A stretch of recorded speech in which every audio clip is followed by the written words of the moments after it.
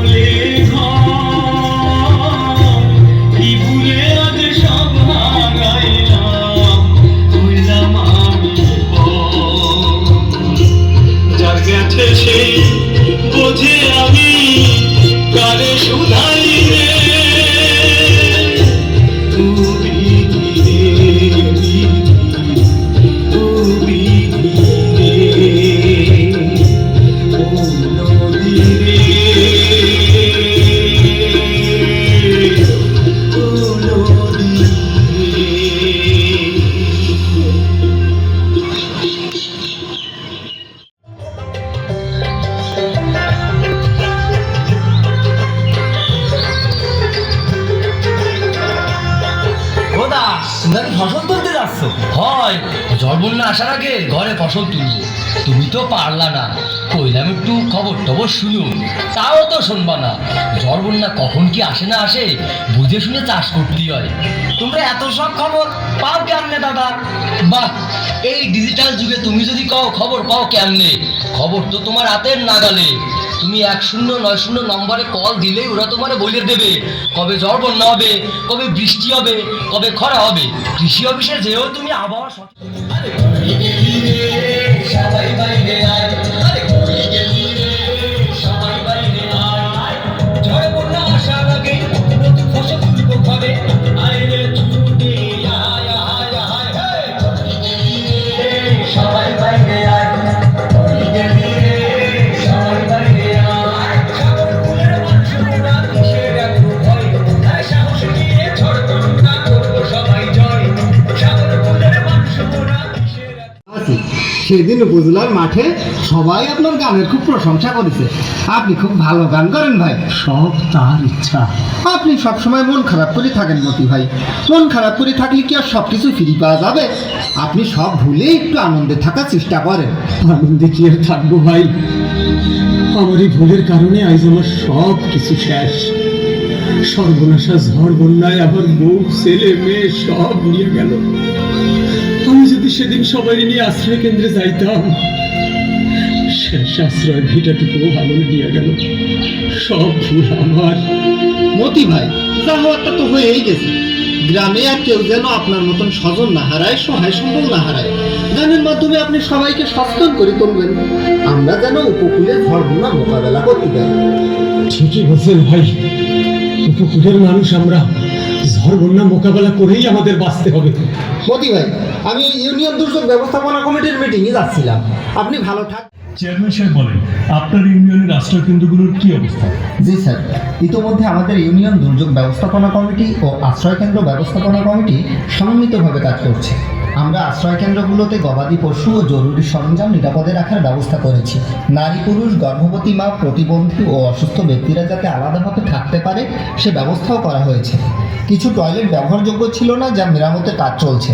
পর্যাপ্ত পানির ব্যবস্থা করার কাজ 2-1 দিনের মধ্যেই শেষ হবে। প্রতিটি আশ্রয়কেন্দ্রে স্বাস্থ্যসম্মত শিশু খাদ্য তৈরির জন্য একটা করে আলাদা কক্ষের ব্যবস্থা করা হয়েছে।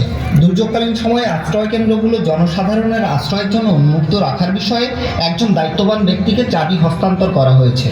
এছাড়াও দুর্যোগকালীন সময়ে আশ্রয়কেন্দ্রগুলোতে যাতে পর্যাপ্ত আলো পাওয়া যায় সে ব্যবস্থাও নিশ্চিত। সভা শেষ করার আগে আমাদের আশ্রয় কেন্দ্রগুলো যেন অবশ্যই নারী ও শিশু বান্ধব হয়, এই আশাবাদ। দুর্যোগে আর হবে না ও ভাই মরণ, সময় থাকতে হব সবাই সচেতন ভাই রে। দুর্যোগে আর হবে না ও ভাই মরণ, সময় থাকতে হব সবাই সচেতন ভাই রে। দুর্যোগে আর হবে না ও ভাই মরণ, সময় থাকতে হব সবাই সচেতন ভাই রে। ঝড় বন্যা জমন ছাসার কাল বৈশাখী উঠবে, পাঁচ রাস্তার দুধারে গাছ লাগাতে হবে, ঘরের কোথায় উঁচু করে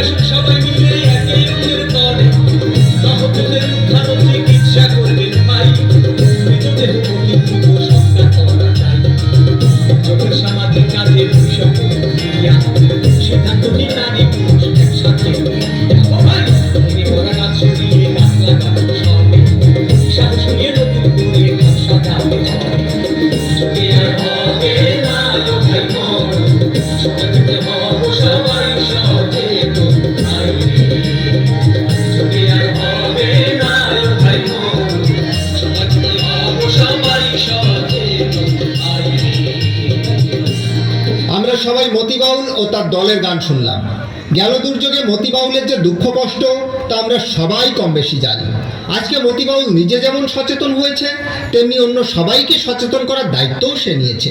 এটা আমরা তার গানের মাধ্যমে বুঝতে পারলাম। সুতরাং দুর্যোগে সবাই সচেতনতার সাথে প্রস্তুতি নিয়ে থাকব এবং ইউনিয়ন দুর্যোগ ব্যবস্থাপনা কমিটির নির্দেশনা অনুসরণ করব। সবাইকে আবারও সালাম ও কৃতজ্ঞতা জানিয়ে আজকের অনুষ্ঠান এখানেই শেষ করছি। দুর্যোগের সতর্কবার্তা, দুর্যোগের সতর্কবার্তা। এলাকাবাসীকে এই মর্মে সতর্ক করা যাচ্ছে যে বঙ্গোপসাগরে গভীর নিম্নচাপটি বর্তমানে উপকূল থেকে 1000 কিলোমিটার দূরে অবস্থান করছে, যা ঘন্টায় প্রায় 75 কিলোমিটার বেগে উপকূলের দিকে ধেয়ে আসছে। উপকূলে 7 নম্বর বিপদ সংকেত ঘোষণা করা হয়েছে। অতএব অত্র এলাকার জনগণকে যথাসময়ে প্রয়োজনীয় জিনিসপত্র নিয়ে নিকটস্থ আশ্রয় কেন্দ্রে সরে যেতে বলা হচ্ছে।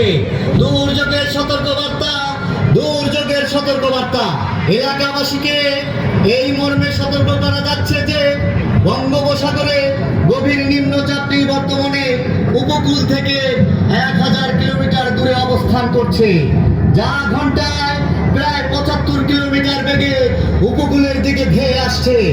উপকূলে 7 নম্বর বিপদ সংকেত ঘোষণা করা হয়েছে।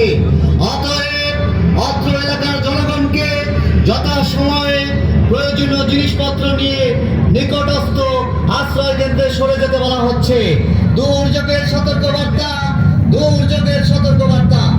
আবহাওয়ার বিশেষ বিজ্ঞপ্তি। উত্তর বঙ্গোপসাগরে অবস্থানরত প্রবল ঘূর্ণিঝড়টি উত্তর দিকে সরে গিয়ে আজ সকাল 8টায় চট্টগ্রাম সমুদ্র বন্দর থেকে 385 কিলোমিটার পশ্চিম দক্ষিণ পশ্চিমে, কক্সবাজার সমুদ্র বন্দর থেকে 345 কিলোমিটার পশ্চিম দক্ষিণ পশ্চিমে এবং মংলা সমুদ্র বন্দর থেকে 265 কিলোমিটার দক্ষিণে অবস্থান করছিল। এটি আরো জোরদার এবং উত্তর দিকে অগ্রসর হয়ে আজ দুপুর নাগাদ খুলনা বরিশাল উপকূল অতিক্রম করতে পারে। ঘূর্ণিঝড় কেন্দ্রের 74 কিলোমিটারের মধ্যে বাতাসের সর্বোচ্চ একটানা গতিবেগ ঘন্টা 200 কিলোমিটার, যা দমকা অথবা ঝোড়ো হওয়ার আকারে 225 কিলোমিটার পর্যন্ত বৃদ্ধি পাচ্ছে। সাগর খুবই বিক্ষুব্ধ রয়েছে। মংলা সমুদ্র বন্দরকে 10 নম্বর, পুনঃ 10 নম্বর মহাবিপদ সংকেত দেখিয়ে যেতে বলা হয়েছে। উপকূলীয় জেলাসমূহ ভোলা, বরিশাল, পটুয়াখালী, বরগুনা, পিরোজপুর, ঝালকাঠি, বাগেরহাট, খুলনা ও সাতক্ষীরা এবং তাদের অদূরবর্তী দ্বীপ ও চরসমূহ 10 নম্বর মহাবিপদ সংকেতের আওতায় থাকবে। ঘূর্ণিঝড়টি অতিক্রমের সময় ভারী থেকে অতি ভারী বর্ষণ সহ ঘন্টায় সর্বোচ্চ 225 কিলোমিটার পর্যন্ত বেগে ঝোড়ো হাওয়া বয়ে যেতে পারে এবং অদূরবর্তী দ্বীপ ও চরসমূহের নিম্নাঞ্চল স্বাভাবিক জোয়ারের চেয়ে 20 থেকে 25 ফুট অধিক উচ্চতার জলোচ্ছ্বাসে প্লাবিত হতে পারে। উত্তর বঙ্গোপসাগরে অবস্থানরত সকল মাছ ধরার নৌকা ও ট্রলারকে পরবর্তী নির্দেশ না দেওয়া পর্যন্ত অবশ্যই নিরাপদ আশ্রয় থাকতে হবে। আবহাওয়ার বিশেষ বিজ্ঞপ্তি।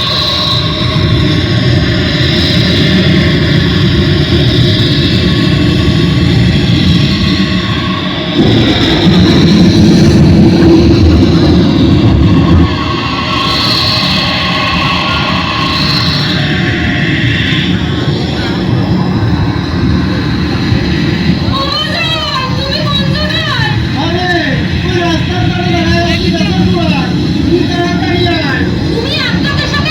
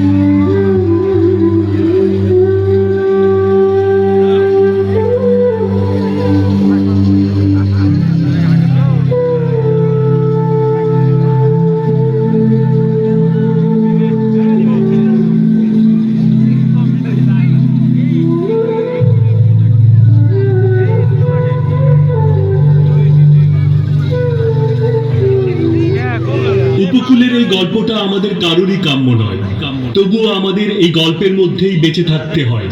দুর্যোগ আসবে যাবে, এটাই প্রকৃতির নিয়ম।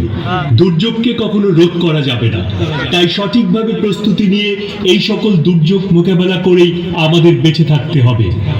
WFP সহযোগিতায় কাজ চালিয়ে যাচ্ছে। এবারের দুর্যোগে আগেভাগে আমাদের প্রস্তুতি ছিল বলে ক্ষয়ক্ষতি অনেকটাই কম। তাই আসুন দুর্যোগে ক্ষয়ক্ষতি কমাতে আমরা সবাই সচেতন হই। চাষ ভাই, চল যাই, চল চাষ করি।